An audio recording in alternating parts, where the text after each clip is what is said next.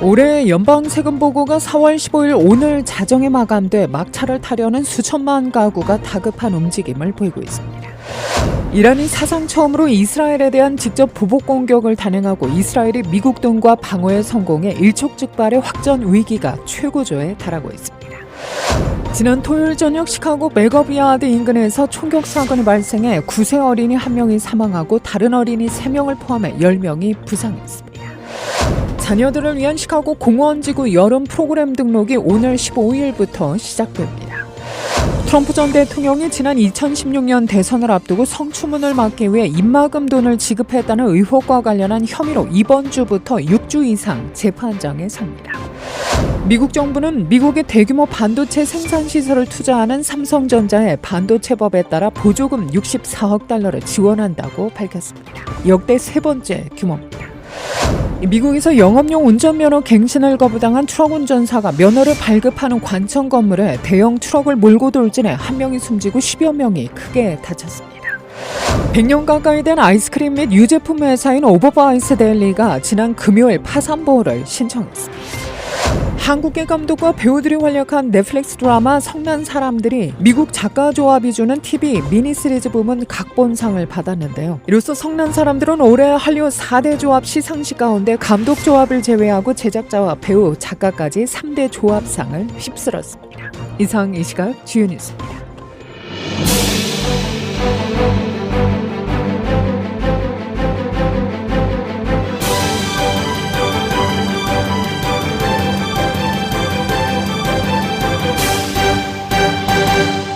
올해 연방 세금 보고가 4월 15일 오늘 자정에 마감돼 막차를 타려는 수천만 가구가 다급한 움직임을 보이고 있습니다.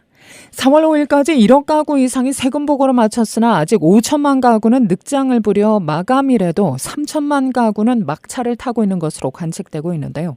미 전역 가운데 매사추세츠주와 메인주는 17일에 마감되지만 일리노이를 포함한 다른 주들은 오늘 밤 11시 59분까지 세금 보고를 마쳐야 합니다. 97%나 전자보고로 접수하는 이파일링을 하고 있어 예전과 같이 우체국이 북새통을 이루는 사태는 보기 드물어진 것으로 관측됩니다. IRS에 따르면 4월 5일까지 1억 185만 가구가 세금 보고로 마쳤으며 나머지 5천에서 6천만 가구 가운데 적어도 3천만 가구는 텍스데이 당일에 쇄도하고 있는 것으로 예상되고 있는데요. 텍스데이까지 세금 보고로 마치지 못할 것으로 생각되는 납세자들은 IRS 폼 4868을 작성해 제출해야 10월 15일까지 6개월간 연기받을 수 있게 됩니다. IRS 폼 4868은 무료 e-파일이 시범 실시되고 있는 12개 주 주민들은 IRS 디렉트 파일로 e-파일링하면 되고 다른 지역의 거주민들은 7만 9천 달러 이하 소득자일 경우 IRS 파트너사들의 소프트웨어를 이용해 무료 제출하면 됩니다.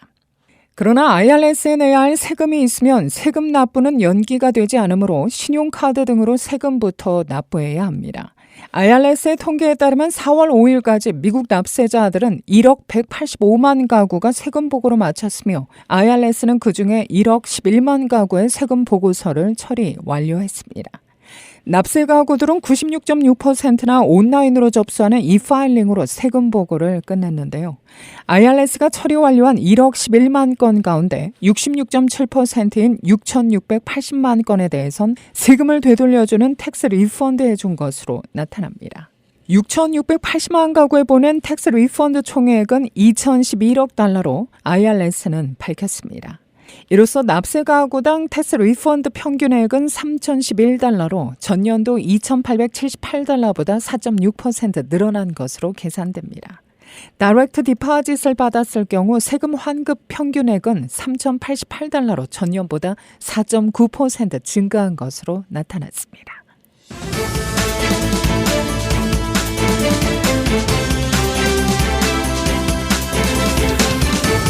이란이 사상 처음으로 이스라엘에 대한 직접 보복 공격을 단행하고 이스라엘이 미국 등과 방어에 성공해 일촉즉발의 확전 위기가 최고조에 달하고 있습니다. 다만 이란이 드론과 미사일 등 320발을 쏘는 저강도 보복 공격의 종료를 선언하고 이스라엘은 99% 이상 분수했다고 자평하면서 미국이 강하게 저지하고 있는 맞보복은 자제할 조짐을 보여 5차 중동 전면전으로 확전될 위기는 넘기고 있는 것으로 현재 관측됩니다. 관측됩니다.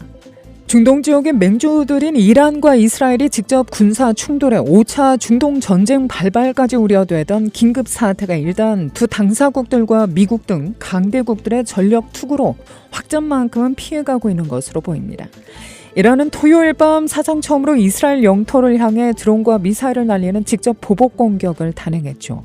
이란은 드론 170대, 탄도미사일 120기, 크루즈 미사일 30기 등 모두 320개의 무기들을 이스라엘 영토를 향해 날린 직접 보복 공격을 가했습니다.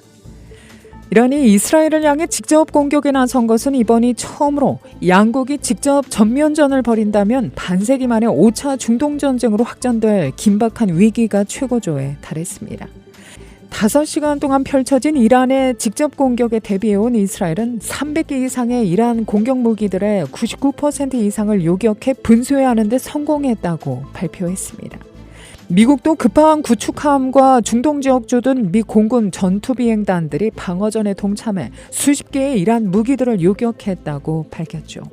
이렇게 이란 공격으로 중동 지역의 확전 우려가 커지자 G7과 UN 안보리 회의가 긴급 소집되는 등 국제사회가 긴박하게 움직였습니다. 이스라엘의 요구로 긴급 소집된 UN 안보리 회의, 미국을 비롯한 서방 국가와 러시아, 중국의 입장차는 이번에도 극명하게 갈렸는데요. UN 사무총장은 지금은 긴장을 완화할 시기라며 각국이 진정할 것을 촉구합니다. 주요 7개국 정상들도 긴급 화상회의를 열고 중동 문제를 논의했죠. 이란의 전례 없는 공격을 한 목소리로 규탄하고 이스라엘을 방어하겠다는 약속도 재확인했습니다. G7 정상들은 동시에 더 이상의 충돌을 피해야 한다는 점도 강조했는데요. 미 고위 당국자는 바이든 대통령이 네타냐후 총리와 통화해서 신중한 대응을 강조했다고 밝혔습니다. 또한 미국이 스위스를 통해 이란을 접촉한 사실을 공개하며 확전 방지를 위한 소통 채널을 확보하고 있다는 점을 알렸습니다. 한편 이날 긴급회의에서는 분쟁 당사국인 이란과 이스라엘 대사가 참석해 한치도 양보 없는 설전을 벌이기도 했죠. 이란 대사는 이스라엘을 향한 공격의 정당성을 주장하며 자신들은 추가 확전을 추구하지 않는다고 강조했습니다. 이스라엘 대사는 이란 정권을 나치에 빗대며 세계 평화를 위협하는 이란을 막기 위해 안보리가 나서야 한다고 촉구했습니다. 한편 이스라엘에 대한 이란의 보복 공격으로 중동의 지정학적 긴장이 고조된 가운데 국제 유가 상승에 따른 인플레이션 우려로 인해 미국이 기준금리 인하에 신중한 모습을 보일 수 있다는 전망이 나오고 있습니다.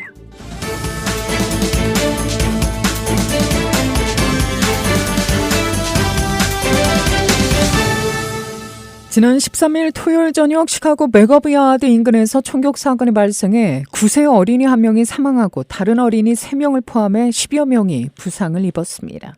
시카고 경찰에 따르면 총격 사건은 이날 오후 9시 20분경 웨스트 52번가와 사우스 다멘 애비뉴 근처에서 발생했는데요. 총격 사건이 발생했을 때 피해자들은 가족 모임 중이었습니다. 경찰은 18발이 발사됐다는 샷스포터 경보를 받고 출동해 블록에서 여러 명이 총에 맞은 것을 발견했다고 밝혔습니다. 이날 총격으로 앞마당에서 놀고 있던 9세 소녀 아리아나 몰리나가 머리에 총에 맞아 사망했습니다. 또한 1세 소년과 8세 소년이 각각 여러 차례 총격을 받아 중태에 빠졌습니다. 9세 소년은 왼쪽 새끼손가락에 찰과상을 입었지만 상태가 양호했습니다. 성인 피해자 연령은 19세에서 40세 사이라고 경찰은 밝혔는데요. 경찰은 목격자가 모임 도중 검은색 세단이 다가오는 것을 봤다고 말했습니다. 차 안에 있던 누군가가 여러 발의 총을 발사한 후 차를 몰았다고 하는데요.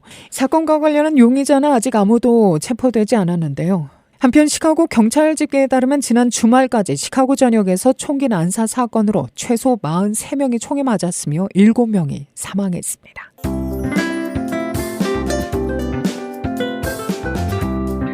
자녀들을 위한 시카고 공원지구 여름 프로그램 등록이 오늘 15일 월요일부터 시작됩니다. 시카고 공원지구에 따르면 캘리포니아 애비뉴 서쪽 공원의 경우 오늘 월요일 오전 9시 데이 캠프 및 여름 프로그램 온라인 등록이 시작됩니다. 캘리포니아 동쪽 공원의 경우 내일 16일 화요일 오전 9시 온라인 등록이 시작됩니다. 현장 등록은 이달 20일 토요일 또는 22일 월요일에 시작되며 공원의 위치에 따라 날짜가 달라지는데요. 6세에서 12세 사이의 어린이는 6월 24일부터 8월 2일까지 진행되는 공원지구의 여름 1일 캠프에 참가할 수 있습니다. 6주 동안 진행되는 이 체험은 시민 참여, 포용, 팀 구축, 친절 등의 중점을 둔 다양한 스포츠, 예술, 피트니스, 야외 활동으로 구성됩니다. 대부분의 캠프는 오전 9시부터 오후 3시까지 또는 오전 10시부터 오후 4시까지 하루 6시간 동안 진행되지만 공원마다 운영 시간이 다릅니다. 이 밖에 수많은 여름 프로그램이 제공되고 있으며 성인과 노인을 위한 프로그램도 있습니다. 아이들은 양궁에서 예술과 공예, 춤, 목공 등에 이르기까지 모든 과정에 등록할 수 있는데요. 청소년 대상 호신술 수업, 조정, 레크레이션 지도자 훈련 프로그램 등 다양한 옵션이 제공됩니다. 성인은 박싱과 오케스트라, 수영 등을 중심으로 한 프로그램 기회를 가질 수 있고 60세 이상 시니어를 위한 프로그램도 다양하게 준비되어 있습니다. 박싱과 필라테스, 유산소 운동과 같은 운동부터 도예, 라인 댄스 등의 활동이 가능합니다. 데이 캠프를 제외한 이런 여러 활동은 6월 10일부터 8월 25일까지 진행됩니다. 여름 프로그램은 이주민 쉼터로 사용되는 필드하우스 등 도시 전역의 장소에서 진행되는데요. 비용은 액티비티에 따라 다르지만 일부 프로그램은 무료입니다. 비용을 감당할 수 없을 경우 별도 재정 지원 프로그램도 제공됩니다. 공원지구 웹사이트에는 비용을 지불할 수 없다는 이유로 아이들을 돌려보내지 않을 것이라고 명시되어 있습니다. 도널드 트럼프 전 대통령이 지난 2016년 대선을 앞두고 성추문을 막기 위해 입막음 돈을 지급했다는 의혹과 관련한 혐의로 이번 주부터 6주 이상 재판장에 섭니다. 전직 대통령이 형사 피고인 자격으로 법정에서 배심원단 앞에 서는 것은 미국 역사상 처음 있는 일입니다. 뉴욕 맨하튼 지방법원의 후안 머천 판사는 오늘 배심원 선정을 시작으로 트럼프 전 대통령이 피고인으로 서는 형사 재판 일정을 게시합니다. 트럼프 전 대통령은 6주에서 8주로 예상되는 재판 일정 내내 법정에 출석해야 합니다. 재판 시간은 오전 9시 30분부터 오후 4시 30분까지로 예상되며 수요일을 제외하고 주중 4회 열립니다. 트럼프 전 대통령은 지난 2016년 대선 직전 전직 성인 영화배우 스토니 데니얼스와의 과거 성관계 폭로를 막기 위해 개인 변호사 마이클 코언을 통해 입막음 돈을 지급한 뒤 그 비용과 관련된 회사 기록을 조작했다며 34개 혐의를 적용해 지난해 3월 재판에 넘겨졌죠. 이 사건은 트럼프 전 대통령이 받는 형사재판 4건 가운데 하나입니다. 현재까지 11월 대선 이전에 재판 일정이 예정된 형사사건은 이 건이 유일합니다. 미국 정부는 미국의 대규모 반도체 생산 시설을 투자하는 삼성전자에 반도체법에 따라 보조금 64억 달러를 지원한다고 밝혔습니다. 삼성전자는 이에 맞춰 현재 텍사스주 텔러시에 건설 중인 반도체 공장의 규모와 투자 대상을 2배 이상 늘려 2030년까지 약 450억 달러를 투자할 계획입니다. 삼성전자의 첫 번째 텍사스 테일러 공장은 2026년부터 4나노미터와 2나노미터 반도체를 생산할 예정이며 두 번째 공장은 2027년부터 첨단 반도체를 양산할 계획입니다. 조 바이든 대통령은 삼성의 투자 발표는 한미동맹이 미국 곳곳에서 어떻게 기회를 창출하고 있는지를 보여주는 또 다른 사례라고 강조했죠. 미 정부가 삼성전자에 지원하는 반도체 보조금은 미국 반도체 기업인 인텔과 타이완 기업인 TSMC에 이어 세 번째로 큰 규모입니다. 삼성전자가 받게 될 보조금은 TSMC에 비해 약간 적지만 투자액 대비 보조금 비율로 따지면 큰 차이가 없는 것으로 보입니다. 미국에서 영업용 운전면허 갱신을 거부당한 트럭 운전사가 면허를 발급하는 관청 건물에 대형 트럭을 몰고 돌진해 한 명이 숨지고 10여 명이 다치는 사건이 발생했습니다. 어제 텍사스주 공공안전부에 따르면 지난 12일 오전 10시 30분께 휴스턴 북서쪽의 소도시 브랜햄에 있는 공공안전부 청사에 대형 세미트레일러 트럭이 돌진하면서 건물 안에 있던 14명이 다쳐 병원으로 이송됐습니다. 이들 가운데 한 명은 치명적인 부상으로 숨졌고 나머지 13명은 위중하지 않은 상처를 입은 것으로 전해졌는데요. 사망자의 실원은 공개되지 않았습니다. 범행을 한 트럭 운전사 클레나드 파커는 트럭을 몰고 이 건물에 돌진한 뒤 또다시 들이받으려고 후진하다가 현장에 있던 경찰에 지지당한 뒤 붙잡혔습니다. 당국의 조사를 받은 뒤 그는 무면허 차량 이용과 체포 회피, 또 가중된 흉기 공격 등 혐의로 기소됐습니다. 파커는 다른 사람의 트레일러 트럭을 훔쳐 이번 범행을 벌인 것으로 파악되고 있는데요. 당국은 그의 면허 갱신이 거부된 이유에 대해서는 자세히 밝히지 않았습니다. 뉴욕타임스는 파커가 이전에 방화와 무단 침입 혐의로 체포된 기록이 있다고 전했습니다. 하와이 카와이 섬에 폭우가 내려 침수와 산사태 등 피해가 발생한 데 이어 마우이 섬과 오아후 섬에도 홍수주의보가 내려졌습니다. 어제 하와이주 당국에 따르면 조세 그린 주지사는 지난 11일에서 12일 카와이 섬에 발생한 폭우 피해에 대응 지원하기 위해 비상사태를 선포하고 오는 22일까지 긴급 구호 활동을 벌입니다. 기상청에 따르면 카와이 지역에는 하룻밤 사이에 최대 254mm의 비가 내렸다고 하죠. 카와이 카운티에 따르면 와일루아 대교의 쿠히오 고속도로 등 주요 도로가 침수돼 폐쇄됐고 할레코 로드 인근에서는 포토홀이 발생하고 전신주가 쓰러졌으며 와에 로드에서는 소규모 산사태가 발생했습니다. 다수의 해변 주차장이 완전히 침수돼 폐쇄돼 있으며 지역의 폐수 처리장이 범람해 폐수가 유출되는 사고도 잇따르고 있는데요. 다행히 이번 폭우에 따른 인명피해나 부상자는 아직 보고되지 않았습니다. 하와이에서 셔틀버스 운전기사가 브레이크 대신에 가속 페달을 밟아 일리노이주 여성 1명이 사망하고 10명이 다쳤습니다. 하와이 뉴스나우에 따르면 사건은 지난 12일 오전 10시 20분께 호노룰루 유람선 터미널 밖 개인 주차장에서 벌어졌는데요. 당시 57세의 셔틀버스 운전기사가 터미널에서 사람들을 내려주고 또 다른 사람들을 태우던 중이었습니다. 차량이 전진화한다는 경고를 받고 그가 차를 멈추기 위해 운전석에 뛰어들었지만 브레이크 대신에 가속 페달을 밟았습니다. 그 결과 여러 사람이 콘크리트 장벽에 깔렸는데요. 목격자들은 사고 현장이 순식간에 아수라장으로 바뀌었다고 말했습니다. 이 사고로 68세의 한 여성이 위독한 상태로 병원으로 이송됐고 이후에 부상으로 사망했습니다. 이 여성은 신원이 확인되지 않았지만 일리노이주 출신으로 현재 알려져 있는데요. 당시 남편과 카니발 미라클을 타고 15일간의 크루즈 여행을 하던 중이었다고 크루즈 라인은 성명을 통해 밝혔습니다. 100년 가까이 된 아이스크림 및 유제품 회사인 오버파이스 델리가 지난 12일 파산보호를 신청했습니다. 법원 기록에 따르면 놀소 오로라의 본사를 둔 이 회사는 일리노이 북부지방법원에 챕터 11 파산보호를 신청했는데요. 챕터 11 파산보호 신청은 회사가 채권자에게 빚진 돈을 갚으려고 시도한다는 것을 의미합니다. 회사는 챕터 7 파산 신청을 하지 않았습니다. 이 회사는 파산법원에 상위 20개 채권자에게 $400만 이상의 부채가 있다는 서류를 제출했습니다. 목록에는 펜스케 트럭 회사, 또 식품안전회사, 에코랩 및 쿠카오니 재무부 등이 포함됐습니다. 재무부실에는 총 $17만 3,004 64센트를 빚진 것으로 알려졌습니다. 아이스크림과 유리병에 담긴 신선한 우유로 잘 알려진 이 회사는 공화당 주 상원의원인 짐 오버바이스 가족이 소유하고 있습니다. 회사 홈페이지 소개에 따르면 이 회사는 말이 끄는 마차 뒤에서 우유를 팔기 시작한 오로라 낙농가인 피터 오버바이스에 의해 1927년에 시작됐는데요. 오버바이스는 1951년 오로라의 첫 번째 아이스크림 가게를 열었습니다.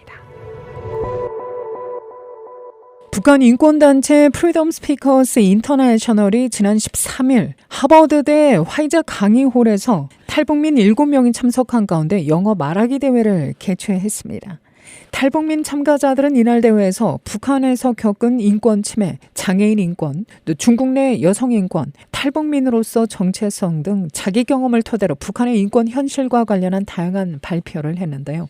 이 인권단체가 2015년부터 매년 2차례 한국에서 영어 말하기 대회를 열어왔지만 미국에서 대회가 열린 건 이번이 처음입니다.